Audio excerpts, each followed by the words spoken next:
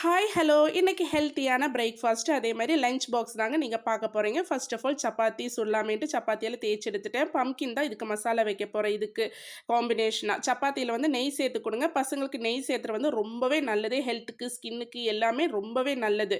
நான் இப்ப வந்து ஒரு காஃபி குடிக்கிறக்குள்ள இந்த பம்ப்கின் வந்து நல்லா வெந்துருச்சுங்க. அதுக்கப்புறமா நல்லா உடைச்சு சேர்த்துக்கிட்டேன். கருவேப்பிலை, பச்சை மிளகாய், வெங்காயம், இஞ்சி பூண்டு கொஞ்சமா எடுத்துக்கங்க பேஸ்ட்டு. அதே மாரி கொத்தமல்லி தழை இவ்வளோ தாங்க. உருளைக்கிழங்கு மசாலா தாளிக்கிற மாரி இத தாளிச்சு எடுத்துக்கோங்க.